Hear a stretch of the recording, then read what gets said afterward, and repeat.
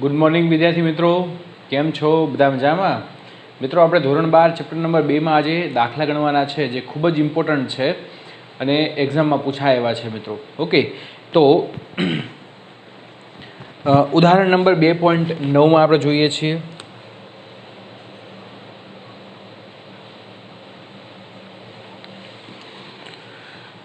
આકૃતિમાં દર્શાવ્યા પ્રમાણે 10 માઇક્રોફેરાડેના 4 કેપેસિટરનું એક નેટવર્ક 500 વોલ્ટના સપ્લાય સાથે જોડેલ છે. એટલે આ રીતે છે મિત્રો, આપણને એક નેટવર્ક આપેલું છે.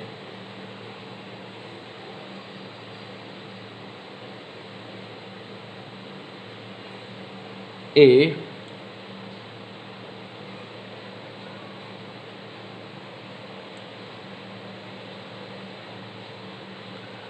$500 વોલ્ટના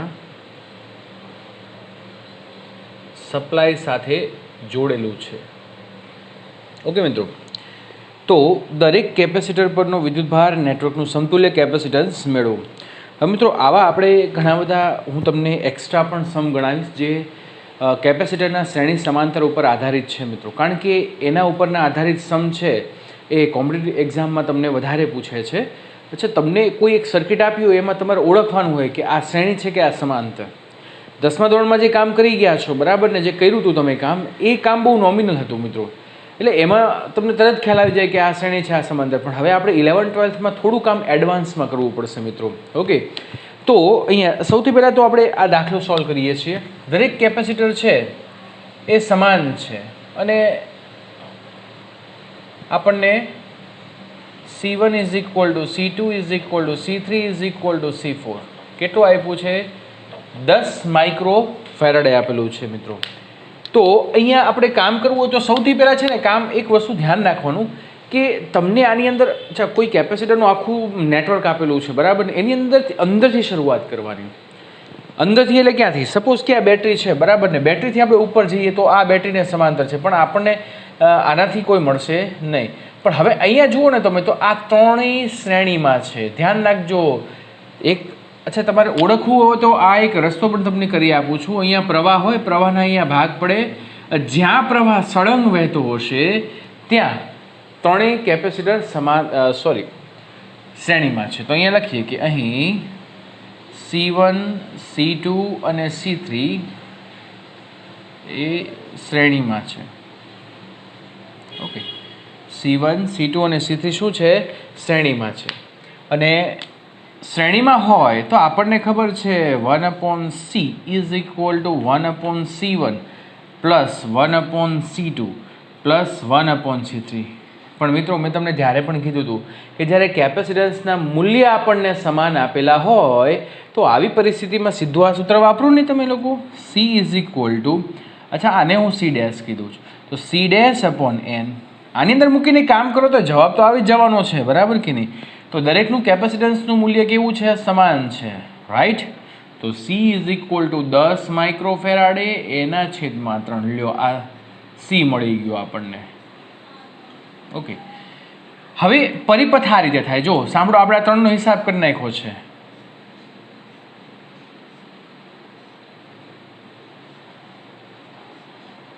ઓકે, આ કેટલું છે? 10/3 માઇક્રોફેરાડે.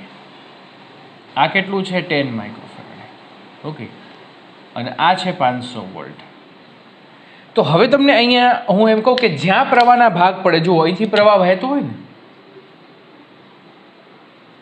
ઓકે, તો અહીંયા પ્રવાહના ભાગ પડે, એટલે જ્યાં પ્રવાહના ભાગ પડે એ બંને શાખામાં જોડાયેલા કેપેસિટર હંમેશા સમાંતરમાં હોય મિત્રો. એટલે આ રીતે છે. એટલે હું એવું કહી શકું, આ આપણી પાસે શું છે? C, અને આ આપણે C3 છે. તો અહીંયા લખીએ કે C3 અને C એ સમાંતરમાં છે. તો મિત્રો, સમાંતરમાં હોય તો આપણને ખબર છે, અહીંયા હું C ડબલ ડેશ લખી નાખીશ. C3 આ બંનેનો સમતુલ્ય C ડબલ ડેશ શ્રેણી સમાંતરમાં છે, તો C3 પ્લસ C. તો અહીંયા શું થશે? 10 પ્લસ 10/3 માઇક્રોફેરાડે બંને બાજુ છે, તો એને હું બહાર કાઢી નાખું છું, તો 40/3 માઇક્રોફેરાડે. ઓકે, માઇક્રો છે 10⁻⁶ મૂકવાનું, પણ હવે એ કંઈ જરૂર છે નહીં આપણે. હા, હવે એવું કીધું છે કે દરેક કેપેસિટર પરનો વિદ્યુતભાર મેળવો. દરેક કેપેસિટર પરનો વિદ્યુતભાર મેળવો.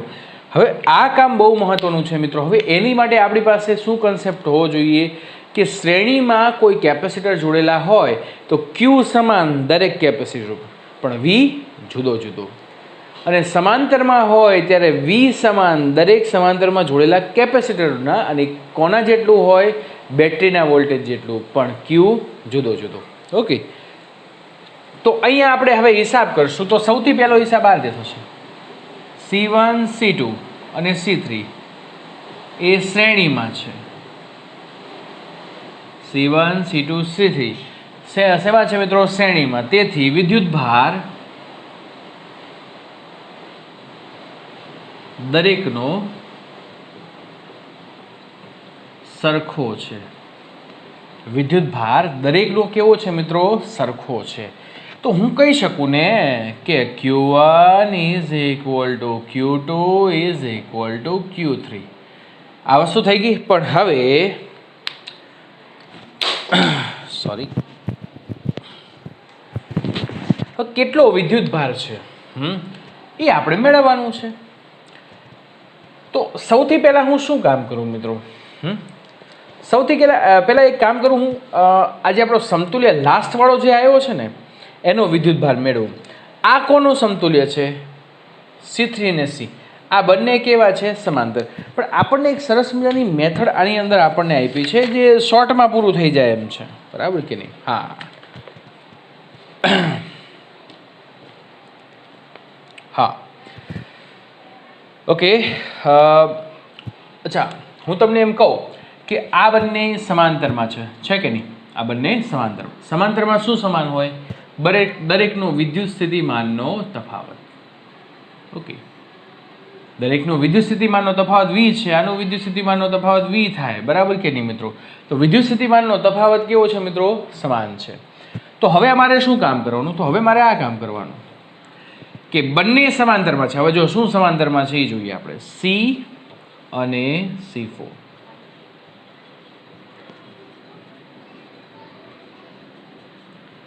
ઓકે, C અને C4 સમાંતરમાં છે. તો સમાંતરમાં શું સમાન હોય મિત્રો? સ્થિતિમાન. ઓકે, તો હું અહીંયા આ રીતે કહી શકું કે અચ્છા, આની ઉપરનો વિદ્યુતભાર એ હું Q4 ગણી લઉં. બરાબર? આની ઉપર વિદ્યુતભાર શું થશે? Q4. અને આની ઉપરનો વિદ્યુતભાર શું થશે? Q. તો હું અહીંયા આ કામ કરી શકું. Q4 જસ્ટ સાંભળજો, હું સૂત્રનો જ ઉપયોગ કરીશ. C4 into V. કેમ કે V સમાન છે. તો C4 કેટલું છે? 10. V કેટલું છે? 500. તો અહીંયા શું થઈ ગયું? મને Q4 એટલે C4 પરનો વિદ્યુતભાર મળી ગયો 10 ગુણ્યા 10 - 6 ઇન્ટુ V એટલે 500. હિસાબ કરો, 1 2 3 મીંડા આની સાથે કેન્સલ કરી નાખો એટલે 5 ગુણ્યા 10 - 3 કુલમ. રાઈટ? તો આ Q4 પરનો વિદ્યુતભાર. પણ હવે C પરનો વિદ્યુતભાર મેળવવો હોય તો હું અહીંયા આ રીતે મેળવી શકું. Q is equal two CV. C બરાબર કેટલું છે? 10/3 ઇન્ટુ 10 - 6. V બરાબર 500. તો હિસાબ કરો દોસ્તો. તો here the 5/3 into 10 - 3 coulomb. Okay, પણ આ C કોનો સમતુલ્ય છે? અહીંયા C કોનો સમતુલ્ય છે? C1 C2 C3 કયા જોડાણમાં છે? શ્રેણીમાં. શ્રેણીમાં હોય તો શું સમાન હોય? વિદ્યુતભાર. તો કોના જેટલો વિદ્યુતભાર? તો અહીંયા સીધું આ કામ કરી શકું છું કે અહીં Q1 is equal two Q2 is equal two Q3 is equal two Q. જે સમતુલ્યનો વિદ્યુતભાર આવ્યો છે એ જ આ ત્રણેયનો વિદ્યુતભાર હોઈ શકે, કારણ કે ત્રણેય કેવા જોડાણમાં છે મિત્રો? શ્રેણી જોડાણમાં છે. તો સિમ્પલ, જો આપણો જવાબ થઈ ગયો તો Q1 is equal two Q2 is equal two કેટલો લાવ્યા છે આપણે? Q બરાબર 5/3 ઇન્ટુ 10 - 3. ઓકે, તો 16.6 કેવું કંઈક 1.66 આસપાસ કંઈક આવવું જોઈએ આન્સર. બરાબર ને? યસ, 1.7 ગુણ્યા 10 - 3 કુલમ છે મિત્રો. ઓકે, તો ઉદાહરણના દાખલા પૂરા થઈ ગયા. પણ હવે આવો જ એક દાખલો ફરીવાર આપણે ગણવાનો છે કે જે વધારાના સ્વાધ્યાયનો દાખલો છે. ફરીવાર કહું છું કે વધારાના સ્વાધ્યાયના દાખલા આપણે ગણશું જેટલા આપણને ઉપયોગી છે એટલા. ઓકે, ક્યાંય ગયો? યસ, 2.25. વધારાના સ્વાધ્યાયના દાખલામાં 2.25. ઓકે ઓકે, ચલો વધારાના સ્વાધ્યાયના દાખલા આપણે ગણીએ છીએ મિત્રો 2.25.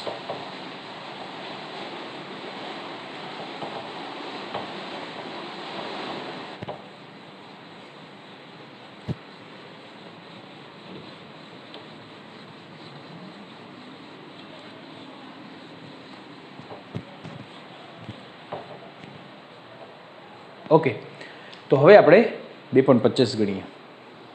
જો 2.25 ઇન્ટરેસ્ટિંગ છે મિત્રો.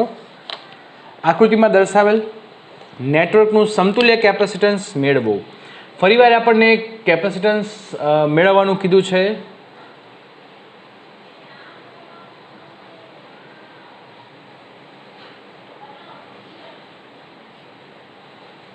Okay, 100 picofarad. This is C4, C2, C1, 200 picofarad. Here 200 picofarad અને આ છે 100 picofarad. Okay, and this is C1, right.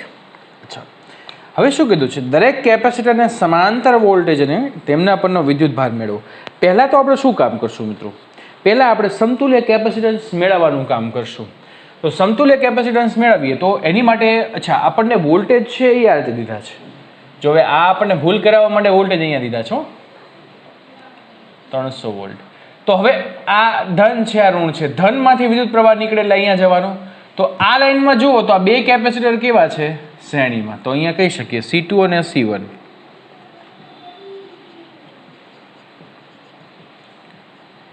શ્રેણીમાં છે. ઓકે, તો C2 અને C1 શ્રેણીમાં હોય દોસ્તો, તો એની માટે આપણે ઇક્વેશન તૈયાર છે. આને કહી દઈએ C12 કહી દઈએ. હાલો, તો C12 C1 C2. અચ્છા, બંને સમાન છે તો સીધું યુઝ કરો ને દોસ્તો. C/N બંને સમાન છે. કેટલા છે? 200 પાઇકોફેરાડે. અને કેટલા કેપેસિટર? 2, તો 100 પાઇકોફેરાડે. હવે સર્કિટ આમ થાય.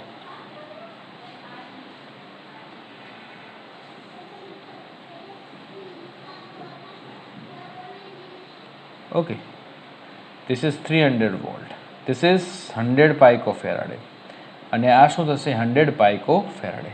અને નીચે પણ શું છે? 100. હવે તમને એમ થાય કે સર ત્રણેય સમાંતરમાં છે. નહીં દોસ્તો, બેટરી અહીંયા જોડી છે.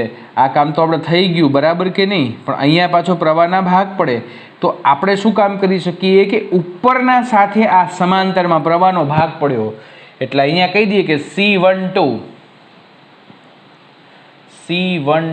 અને કયા નંબરનો છે આ? C1. આપણે અહીંયા 1 2 નહીં 2 3 આવશે ને દોસ્તો. 1 2 નહીં આવે, 2 3 આવશે. તો અહીંયા 2 3 કરી નાખીએ કે 1 તો હવે યુઝ કરીએ છીએ.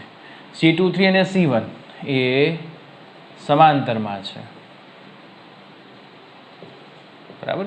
તો સમાંતરમાં હોય તો બંનેનો સરવાળો. તો આ કેટલું આવ્યું? 100 અને આ કેટલું છે? 100. તો સિમ્પલ C ડેશ કહી દઈએ તો C1 પ્લસ C23. 100 પ્લસ 100 એટલે શું થાય? 200 પાઇકોફેરાડે. ઓકે, હવે આકૃતિ આમ થશે. બંનેનો સંયોજન આવી ગયો.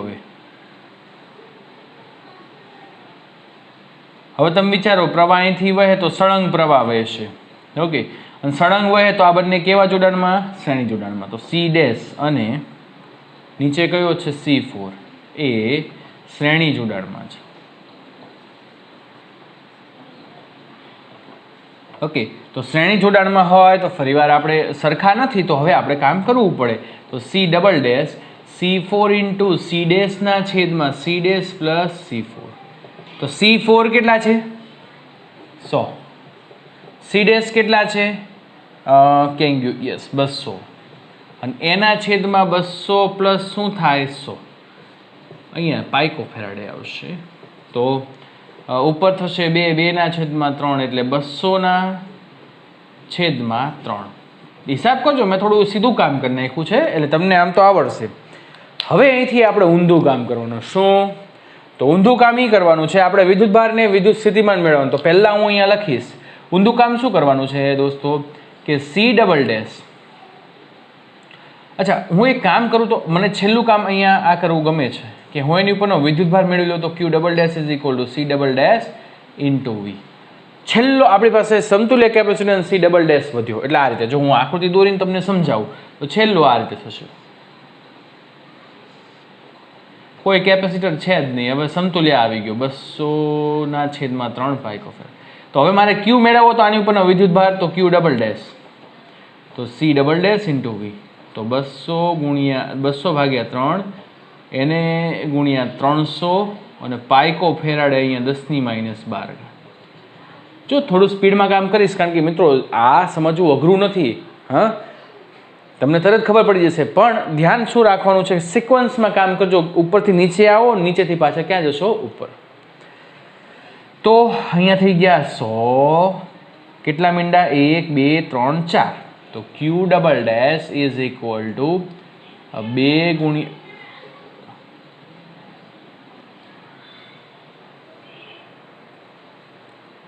ક્યુ double dash is equal two 2 ગુણ્યા 10⁻8 કુલમ.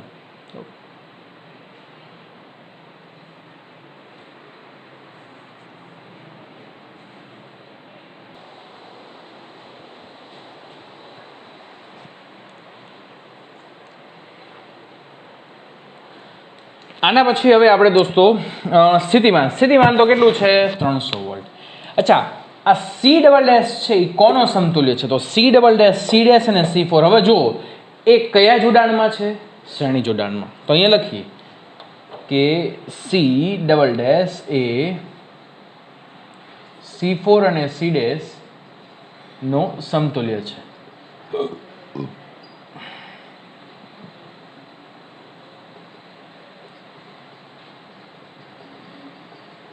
અને તે શ્રેણી જોડાણમાં છે. બરાબર?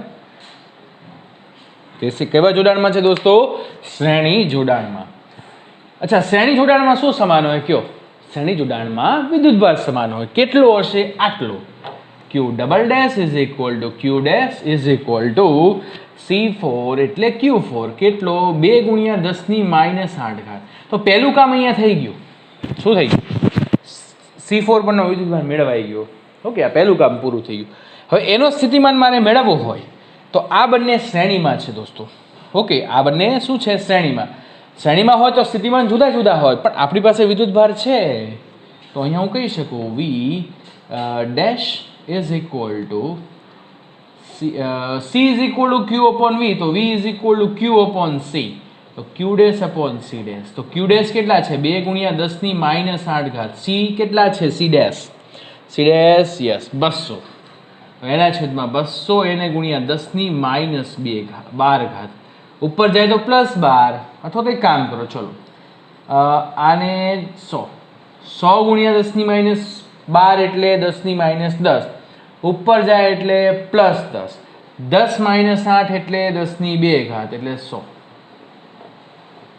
V dash is equal two 100 volt.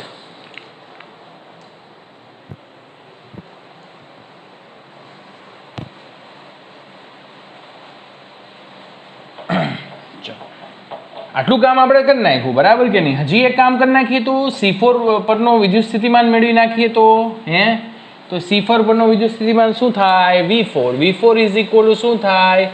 Q4 upon C4. Q4 કેટલું આવ્યું? 2 ગુણ્યા 10⁻8. C4 કેટલું આવ્યું? C4 કેટલું છે? ભૂલાઈ ગયું. યસ 100. એના છેદમાં 100 ગુણ્યા 10⁻12. તો અહીંયા શું થઈ ગયા? 2 ગુણ્યા 10⁻. અચ્છા, એક કામ કરો, અહીંયા ઓકે, તો અહીંયા થઈ ગયું, સીધું જ કામ થઈ જાય ને, 200 વોલ્ટ. આ કેટલું આવ્યું? 100 વોલ્ટ. 100 + 200 કરો તો આપણે બેટરીનો કુલ વોલ્ટેજ આવી જાય. ઓકે.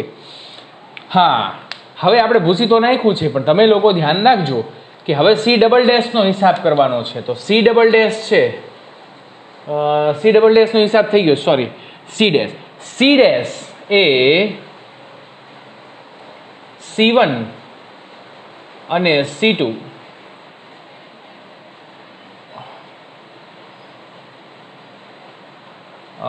એક જ સેકન્ડ.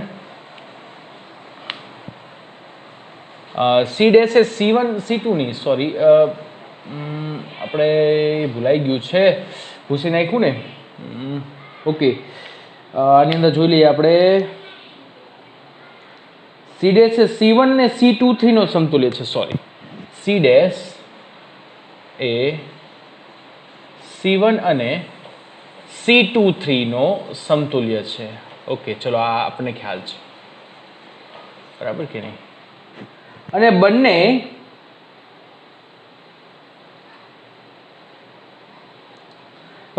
સમાંતરમાં છે. અચ્છા દોસ્તો, હવે જો તમારી પાસે આકૃતિ બધું જ છે, બરાબર, હારે હારે કામ કરતા જજો. બંને સમાંતરમાં છે. સમાંતરમાં શું સમાન હોય? વોલ્ટેજ. પણ હવે ખાસ વાત શું છે, C1 અને C23 બંનેનું જે મૂલ્ય છે ને એ 100 પાઇકોફેરાડે છે, બરાબર. બંનેનું મૂલ્ય શું છે? 100 પાઇકોફેરાડે. પણ હવે ધ્યાન શું રાખવાનું દોસ્તો, કે આપણે સી ડેશનો વોલ્ટેજ જે છે, બરાબર, ઓકે, સી ડેશનો વોલ્ટેજ કેટલો છે? 100 વોલ્ટ. તો આ જ વોલ્ટેજ સમાંતરમાં વોલ્ટેજ સમાન છે, તો આ જ વોલ્ટેજ C1 અને C23 નો વોલ્ટેજ થાય. સીધું જ મૂકી દેવાનું, કારણ કે વોલ્ટેજ સમાન છે. તો શું થઈ જશે? 100 વોલ્ટ. પણ વિદ્યુત ભાર છે એ આપણે મેળવવું પડે. પણ હવે મહત્વની વાત એ કે બંનેના કેપેસિટર સમાન છે, તો વિદ્યુત ભાર સમાન તો હશે, પણ કેવો? વહેંચાયેલો. તો આનો વિદ્યુત ભાર કેટલો છે? ક્યુ ડેશનો વિદ્યુત ભાર કેટલો છે? 2 × 10⁻8. તો સીધું કામ C1 અને C23 નો વિદ્યુત ભાર Q1 અને Q1 is equal two Q23 is equal two 1 × 10⁻8. બંનેનો સરવાળો કરો તો 2 × 10⁻8 આવી જાય. છેલ્લું કામ C23 એ C2 અને C3 નો સમતુલ્ય. હવે બંને કેવા જોડાણમાં છે? બંને શ્રેણીમાં છે. બંને કેવા જોડાણમાં છે? શ્રેણીમાં. તો શ્રેણીમાં શું સમાન હોય? વિદ્યુત ભાર. હવે C23 પરનો વિદ્યુત ભાર કેટલો છે? આટલો. તો હું સીધું લખી નાખીશ, કારણ કે વિદ્યુત ભાર સમાન છે. 1 × 10⁻8.